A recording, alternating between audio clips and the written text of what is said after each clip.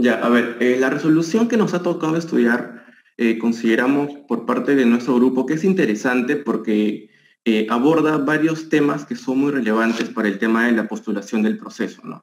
Entonces, en base a una descripción bien breve del caso que nos plantea la resolución, vamos a tratar de discutir y debatir algunos temas importantes sobre la falta de agotamiento de la vía previa. A ver, brevemente les contextualizo los hechos. Este caso nace con una demanda de reivindicación en contra de los demandados. Como todos sabemos, a través de la reivindicación, lo que se busca es que el propietario no poseedor pueda ver que su bien sea restituido, debido a que un propietario, o sea, debido a que un no propietario se encuentra poseyendo el bien de manera ilegítima, ¿no? Y claro, en base a esta pretensión, los demandados, y también en base a que nos encontramos ante una materia conciliable, como es una reivindicación, es una materia conciliable debido a que se tratan de unos temas patrimoniales, netamente del derecho civil. Debido a todo esto, los demandados, la respuesta que dan es que los demandantes carecen de interés para obrar debido a que no ha habido un intento conciliatorio previo. Es decir, ellos han acudido directamente al Poder Judicial sin haber previamente recurrido a este mecanismo de conflicto, ¿no? Pero ya, ¿en dónde está el problema? Que claro, ellos alegan que existe una falta de interés para obrar debido a la falta de un intento conciliatorio. Sin embargo, el mecanismo procesal que utilizan es la excepción de falta de agotamiento de la vía administrativa. Claro, eso nos llevaría a pensar que, estas dos figuras pueden ser iguales o pueden ser equiparables, ¿no? Sin embargo, consideramos que es algo completamente equivocado por parte de los demandados. Entonces, para poder analizar, creo que es importante definir a qué nos referimos cuando hablamos de falta de agotamiento de la vía administrativa, pero vamos a definirlo comparándolo con la falta de intento conciliatorio, porque creo que son dos figuras que se pueden, que claro, si bien son distintas, muchas veces no se pueden confundir de manera correcta. Entonces, la primera diferencia está relacionada con la regulación. En el caso de la falta de agotamiento de la vía administrativa, esta se encuentra regulada en el artículo 446 del CPC, lo cual nos llevaría a concluir que nos encontramos evidentemente ante una excepción.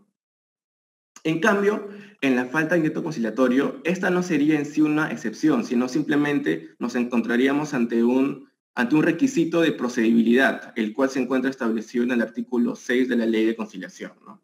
Esa podría ser una primera diferencia. La segunda diferencia creo que está más relacionada a la definición.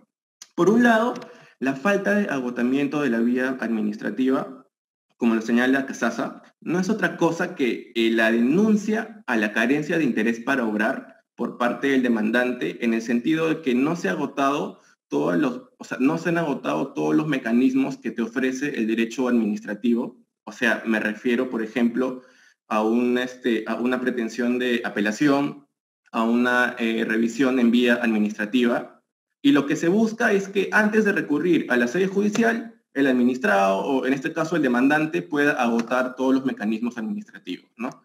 En cambio, en la falta de intento conciliatorio, básicamente lo podemos definir como un requisito de procedibilidad obligatorio, ¿no? Que claro, que también se encuentra relacionado a este principio de interés para obrar. Y básicamente sería un supuesto de interés para obrar. Bueno, habiendo definido de manera bien sencilla estos dos conceptos, se plantea la pregunta de que si como grupo nos encontramos de acuerdo con la equiparación entre el agotamiento de la vía administrativa con la falta de intento conciliatorio, así como lo han hecho las partes en el caso que hemos mencionado, ¿no? De plano le decimos que no estamos de acuerdo, sin embargo consideramos que es importante señalar un punto previo, ¿no? Que claro, si bien tanto en la falta de agotamiento de vía administrativa como en la falta de delito conciliatorio se está cuestionando el interés para obrar, nuevamente, un interés para obrar entendido, bueno, como lo entiende no Eugenia Ariano, sino Monroy, es decir, un interés para obrar necesidad. A pesar de que tienen esta característica en común, no podríamos equiparar estas figuras, debido a que muy en el fondo responden a mecanismos distintos, responden a procesos distintos, ¿no? Y también son muy diferentes. Y bueno, vamos a darles 3 argumentos por los cuales consideramos que no se podrían equiparar y que no se podrían utilizar como se han utilizado en el caso que hemos descrito. Primero, no se pueden equiparar porque, claro, equiparar estas dos figuras implicaría aceptar que los centros de conciliación actúan como entes administrativos, ¿no? Con todas las consecuencias que ello implica. Es decir, que se regulen con las reglas de derecho público y de derecho administrativo, y que también, les pongo un ejemplo, que el acta de conciliación pueda ser considerada como un acto administrativo, cuando ello evidentemente no es así. Y además, más allá de lo que diga el tubo de la LPAG, en realidad, la ley de conciliación en ningún momento caracteriza a los centros de conciliación como unos entes administrativos ante los cuales se pueda proponer una excepción de falta de agotamiento de vía administrativa, ¿no? Les muestro el artículo 24 de la ley de conciliación, el cual nos dice que estos centros son entidades que tienen por objeto ejercer función conciliadora y además que los pueden constituir las personas jurídicas de derecho público o privado. Como lo pueden observar, en ningún momento nos establecen que estos van a brindar algún servicio público que los pueda ser considerados, o sea, con el cual puedan ser considerados como un ente administrativo, ¿no? Entonces, esa sería una primera aproximación. En segundo lugar, y creo que es lo más importante de estos argumentos, que el ámbito de aplicación de estas dos figuras es completamente distinto. Las excepciones de agotamiento de vía administrativa se van a plantear exclusivamente y únicamente en las acciones contencioso-administrativas, los cuales se encuentran regulados por una ley específica, a pesar de que, claro, el CPC se pueda aplicar de manera supletoria.